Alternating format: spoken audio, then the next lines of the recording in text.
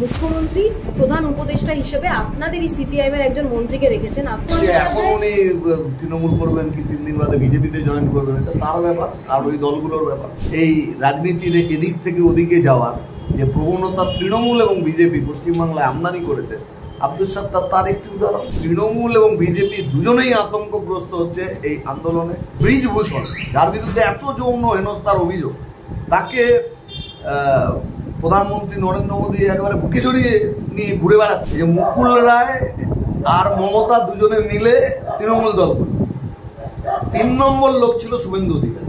এই আন্দোলনকে থামিয়ে দিয়ে তিনি বকলমে বিজেপি আরএসএস তারা ক্ষমতা দখল করবার স্বপ্ন দেখছে। কিন্তু ছেলেটা সঞ্জয় সেদিন কোর্ট থেকে বেরোনোর পরে কুণাল ঘোষের স্টাইলে তা বলল যে আমাকে ফাঁসানো হচ্ছে। ও সেদিন যে মুখ্যমন্ত্রীর কথা বলতো যে সারদাতে সব থেকে বেনিফিটেড ও, তার পা ও কেন চাটছে?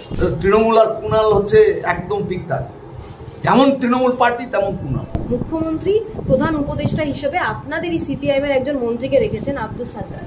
এই বিষয়টি কিভাবে দেখছেন আপনি? আব্দুল সাত্তার অনেক আগে আমাদের পার্টিতে ছিলেন, তারপরে সে পার্টি ছেড়ে দিয়ে উনি গেলেন কংগ্রেসে, তারপর কংগ্রেস থেকে আবার গেলেন এখন তৃণমূলের উপদেষ্টা, মানে অ্যাজ গুড অ্যাজ তৃণমূল করা। এটা উনি বেছেছেন ওনার পথ। কমিউনিস্ট পার্টিতে যখন ওনার এইরকম প্রবণতা দেখা দেয়, তখন আমরা ওনাকে আর আমাদের পার্টিতে রাখবার কোনো প্রয়োজন আমরা বোধ করি। এখন উনি তৃণমূল করবেন কি 3 দিন বাদে বিজেপিতে জয়েন করবেন, এটা তার ব্যাপার আর ওই দলগুলোর ব্যাপার। আর এটা তো সব চারিদিকের লোকগুলো, নানান রাজনৈতিক দলের কর্মী নেতা, তাদেরকে কোথাও টাকা দিয়ে, কোথাও পয়সা দিয়ে, কোথাও ক্ষমতার লোভ দেখিয়ে নিয়ে যায়। টিএমসিও তাই করে, বিজেপিও তাই করে। আর আব্দুল সাত্তারদের মতো কিছু লোক আছে যারা ডিগবাজি খায়, একবার এদিক থেকে ওদিকে যায়, ওদিক থেকে সেদিক যায়।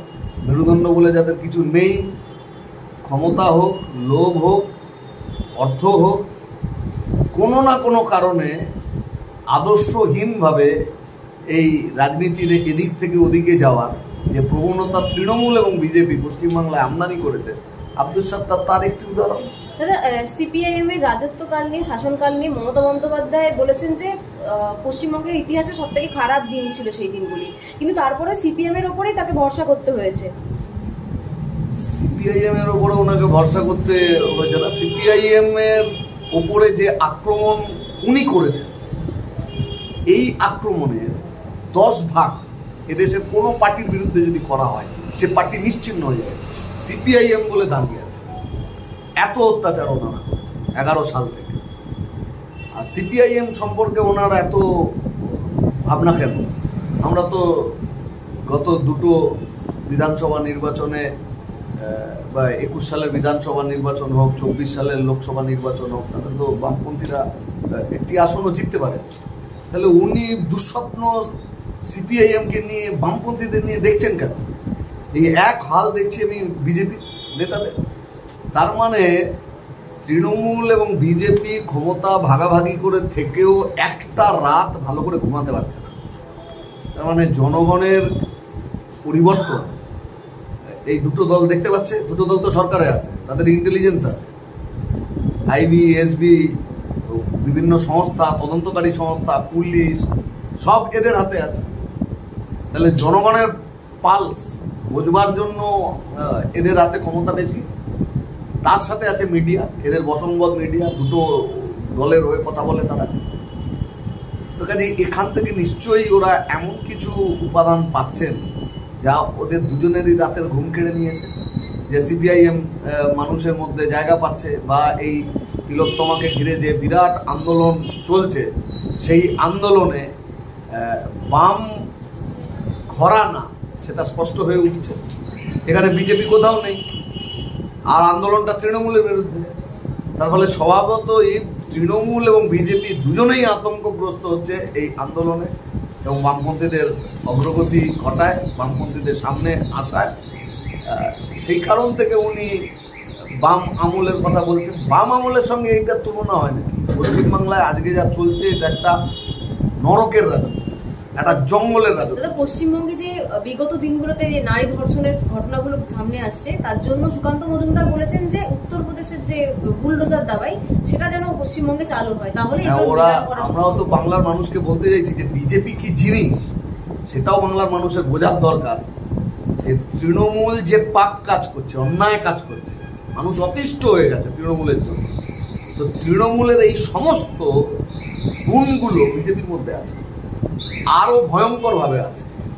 এখানে ধরুন 85% পঞ্চায়েতে আনকনটেস্টেড করি, আর ত্রিপুরাতে কি করলো 96% বিজেপি। এখানে প্রমাণ লোপাটের কথা হচ্ছে। উন্নাও হাথরসে কি ঘটনা ঘটেছে, এখানে সিভিক ভলেন্টিয়ার হোক বা যারা ধর্ষণ করেছে এই ধরনের আর্জিকর কাণ্ডে ধর্ষক খুনি তাদেরকে আড়াল করবার জন্য একেবারে প্রশাসন নেমে পড়ল। পুলিশের রোল, স্বাস্থ্য ভবনের রোল, এগুলো মানুষের সন্দেহের তালিকায় আসছে। বিজেপির দিকে তাকালে কি হয়, ওর তো উন্নাও হাথরসের ঘটনাগুলো গায়ে কাঁটা দেয়, এবং সেখানে বিজেপির এমএলএ নিজে যুক্ত। এই যে ব্রিজভূষণ, যার বিরুদ্ধে এত যৌন হেনস্থার অভিযোগ, তাকে প্রধানমন্ত্রী নরেন্দ্র মোদী একেবারে বুকে জড়িয়ে নিয়ে ঘুরে বেড়াচ্ছে। এটা কোনো সভ্য জগতে হতে পারে? বিজেপির মতো একটা কুলাঙ্গার পার্টি ছাড়া এটা হতে পারে না। দাদা, শুভেন্দু অধিকারী বারবার অভয়াকে বোন বলে সম্বোধন করেছেন, এবং তার হৃদয়স্পর্শী কথা শুনে অভয়ার পরিবার একান্তে শুভেন্দু অধিকারীকে বলেছেন যে যেহেতু তিনি বোন বলেছেন, দাদা হিসেবে যেন পাশে থাকেন আর বিচার পাইয়ে দেওয়ার জন্য কিন্তু যেন লড়ে যান। হচ্ছে একটা নাটক বাজলো, ফালতু কথা বলে বেড়ায় সকাল থেকে রাত অব্দি। ওর কথার কি দাম আছে? ও তো তৃণমূলের লোক। এই যে মুকুল রায় আর মমতা দুজনে মিলে তৃণমূল দল করল। 3 নম্বর লোক ছিল শুভেন্দু অধিকারী। এই যে বিনা ভোটে বা কেউ দাঁড়াবে না, সমস্ত পঞ্চায়েত আমার, এর প্রবক্তা কে? শুভেন্দু অধিকারী। এই যত দুর্নীতি হচ্ছে সে দুর্নীতির মধ্যে যুক্ত ছিল না, ও তো এই পার্টির নেতা ছিল। ও যে যে জেলাগুলো দেখতো সেই সমস্ত জেলাগুলোতে শিক্ষক নিয়োগ দুর্নীতি সব থেকে বেশি হয়েছে। এখানে করে কমে খেয়ে তারপর একটা সময়ে ক্ষমতাটাকে শেয়ার করে থাকতে হবে বলে ওখানে গেছে। মুকুল রায় তারপরে বিজেপিকে এখানে দাঁড় করিয়ে নিজে এমএলএ হয়ে আবার কালীঘাটে জন্ম হয়েছে। শুভেন্দু কালকে তৃণমূল করবে না কি গ্যারান্টি আছে? এদের কোন কিসের রাজনীতি আছে? এদের মধ্যে কোনো রাজনীতি নেই, ধান্দা আছে, রোজগার আছে। এরা এই আন্দোলন ভাঙতে চেয়েছে, শুভেন্দু অ্যান্ড কোম্পানি, এরা এই আন্দোলনটাকে ভাঙতে চেয়েছে।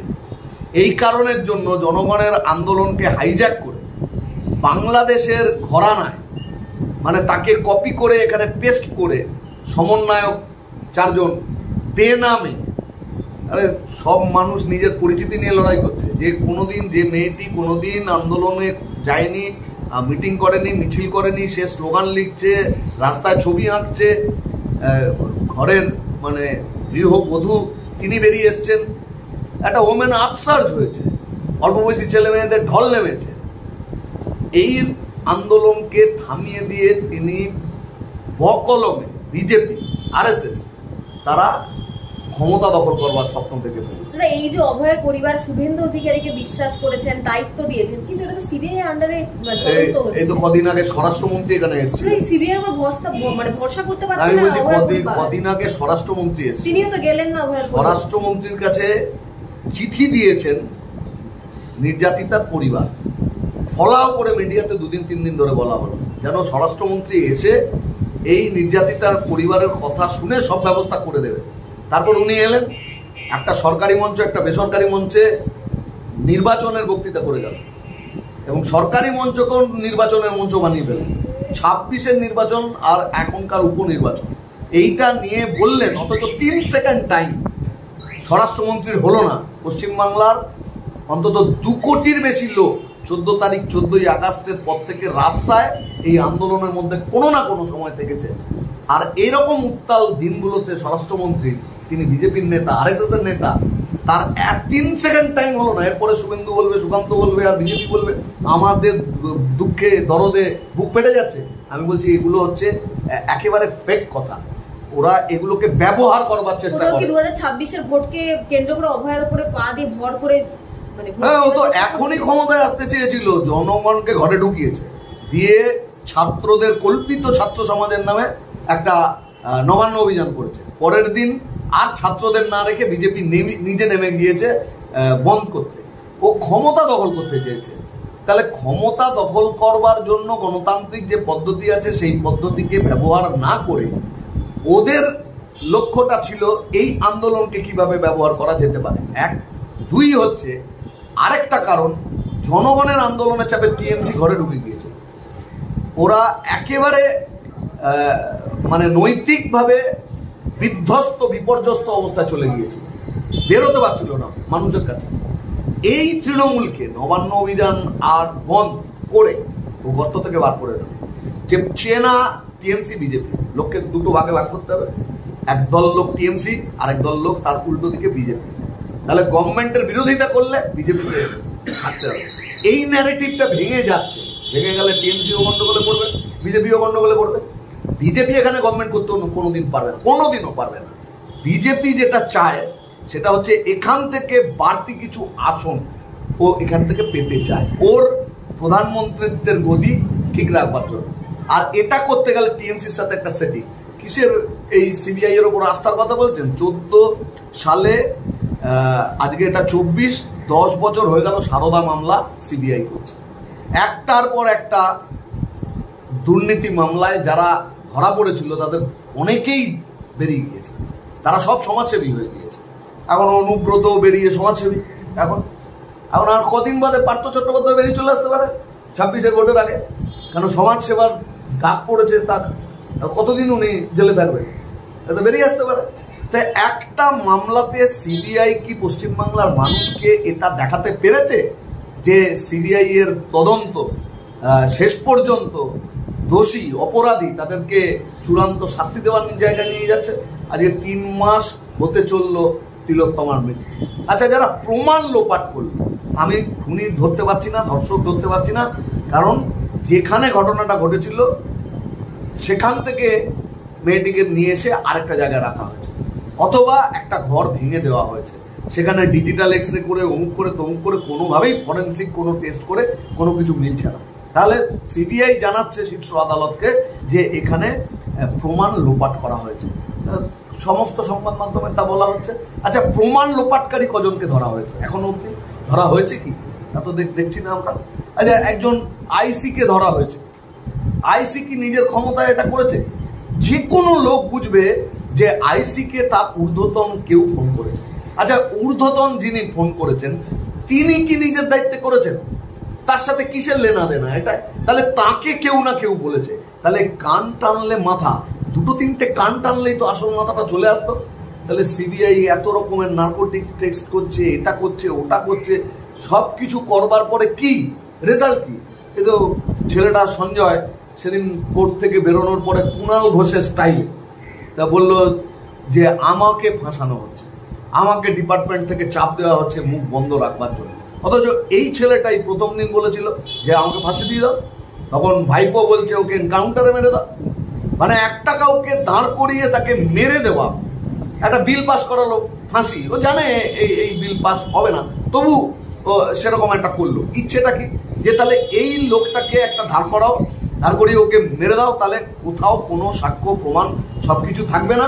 তাহলে গোটা ব্যাপারটা যে দুর্নীতির র্যাকেট, যার কারণের জন্য এত বড় একটা নির্মম ঘটনা, সেই ঘটনাটা একেবারে ধামাচাপা পড়ে যাবে। বিজেপির হাতে তো এই সিবিআই, গোটা দেশের লোক জানে সিবিআইকেও গভর্নমেন্ট রাখবার জন্য মোদী এবং অমিত শাহ ব্যবহার করে চলেছে। এই স্টেটে ওই স্টেটে, এখানে গভর্নমেন্ট ভেঙে দেওয়া, ওখানে গভর্নমেন্ট ভেঙে দেওয়া। তাহলে সেই সিবিআই এখানে কি করছে?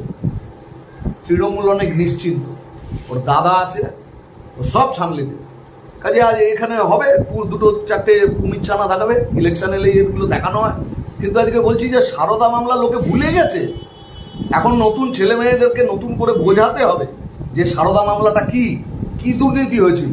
একদিন তিলোত্তমাও লোকে ভুলে যাবে। যেমন পার্কস্ট্রিট, কামদুনি, টিটবিটস কি এখন লোকে মনে রেখেছে? মনে রাখেনি। তাহলে এটা সময়ের সঙ্গে সঙ্গে এই খুঁটিনাটি বিষয়গুলো মানুষের বিস্তৃতির অতলে তলিয়ে যাবে। তাহলে সময় একটা গুরুত্বপূর্ণ ব্যাপার। দুজনেই সময় কিনে নিয়ে যাচ্ছেন। কুণাল ঘোষ বলেছেন এই পরবর্তী যে শুনানি হবে, যখন আদালতে সঞ্জয় রায়কে নিয়ে আসা হবে, তখন বামপন্থী যারা আছে এবং বিজেপি যারা আছেন তারা লাল এবং গেরুয়া পতাকা নিয়ে আদালতের সামনে যাবেন এবং জাস্টিস ফর সঞ্জয় রায় এই স্লোগান দেবেন। সত্যি কি করতে চলেছেন? একটা ভাঁড়, এই লোকটা হচ্ছে একটা ভাঁড়, একটা চোর, বা এমন কোনো সাংবাদিক ছিল না। বহু টাকা মাইনে পেত। কিসের জন্য মাইনে পেত? একটা সৎ ভালো লোক রাজনীতিতে থাকলে ওদের বিবেকানন্দের মতো বাণী দেয় প্রতিদিন। পশ্চিমবাংলার দুর্ভাগ্য হচ্ছে পশ্চিমবাংলার মানুষকে একটা ফার্স্ট ক্লাস চোর তার বাণী শুনতে হয় রোজ। এটা খুব দুর্ভাগ্য। আমি ওর কোনো কথার উত্তর দেবো না। ও বলুক, ও সেদিন যে মুখ্যমন্ত্রীর কথা বলতো যে সারদাতে সব থেকে বেনিফিটেড ও, তার পা ও কেন চাটছে, এটা ওর জবাব অধিক। লোকের কাছে বলুক কোনটা সত্য ছিল। এই যে একটা ভাঁড়, একটা ফাজিল, মানে কথাবার্তা প্রতিদিন অজস্র মিথ্যা কথা বলে, সারাক্ষণ মিথ্যা কথা বলে। আর পার্টিটা কেমন তার মুখপাত্র দেখলেই তো পার্টিটাকে বোঝা যায়, বা পার্টিটা যেমন তার মুখপাত্র তো তেমনই হবে। তৃণমূল আর কুণাল হচ্ছে একদম ঠিকঠাক, যেমন তৃণমূল পার্টি তেমন কুণাল। শ্রীলেখা মিত্র বলেছেন যে বিপ্লব করতে হলে অস্ত্র হাতে তুলে নিতে হবে, আর এটাই সিপিআইএম এর নীতি, এমনটা দাবি করেছেন শাসক দলের একাংশ। এক অদ্ভুত ব্যাপার। অভয়া বা তিলোত্তমার দাবিতে, বিচারের দাবিতে আন্দোলন চলছে। আন্দোলন গণতান্ত্রিক পদ্ধতিতে চলা একটা আন্দোলন। এই আন্দোলন কোনো বিপ্লব না। এই আন্দোলনে প্রতিবাদীদের ওপরও প্রতিদিন আক্রমণ হচ্ছে, গতকালও আক্রমণ হচ্ছে। তো প্রতিবাদীরা তো রাস্তায় ছবি আনছে, প্রতিবাদীরা তো গান বাজছে, প্রতিবাদীরা নাটক করছে, প্রতিবাদীরা স্লোগান দিচ্ছে। তো এর সাথে অস্ত্রের সম্পর্ক কি? এর কোনো মানেই নেই। এটা কি একটা বিপ্লব? না, সেও না। কাজে উদ্ভট কতগুলো কথা বলে তো কোনো লাভ নেই। কাজেই সিপিআইএম পার্টির ওপরে অতীতে জন্মলগ্ন থেকে এদেশে কমিউনিস্ট আন্দোলনের শুরু থেকে আজ পর্যন্ত অসংখ্য আক্রমণ, অত্যাচারের মুখোমুখি পার্টিকে হতে হয়েছে। আমাদের অসংখ্য কর্মীকে হারাতে হয়েছে। কোথাও তৃণমূল, কোথাও বিজেপি, আগে এমার্জেন্সির সময় আদাবাসী সন্ত্রাস, 1100 কর্মীকে হারাতে হয়েছে আমাদের সেই সময়। আজকেও সরকারে যখন আমরা ছিলাম, সরকারকে রক্ষা করবার জন্য আমাদের বহু এই যে মাওবাদী আর তৃণমূল জোট ছিল। 350-র ওপর আমাদের পার্টি কর্মীকে এই জঙ্গলমহল, মেদিনীপুর, পুরুলিয়া, বাঁকুড়া এই সমস্ত জায়গায় মেরে ফেলে দেওয়া হয়েছে। রোজ আনন্দবাজার কাগজের ছবি বেরোয়। এগুলো তো মানুষ জানেন। গণতন্ত্রের জন্য, একটা সুন্দর দেশ রাজ্য গড়ে তোলবার জন্য বামপন্থীরা যে লড়াই করছে, আজকে তাতে ভীত সন্ত্রস্ত হচ্ছে বিজেপি সাম্প্রদায়িকতার বিরুদ্ধে, দেশের সংবিধানকে রক্ষা করার জন্য। আর আমাদের এই রাজ্যে গণতন্ত্রকে ফিরিয়ে একটা আইনি ব্যবস্থা যেটা একেবারেই নষ্ট হয়ে গিয়েছে, সমাজের সমস্ত জায়গা থেকে নীতি, নৈতিকতা, এই বোধগুলো ধ্বংস করে দেওয়া হয়েছে।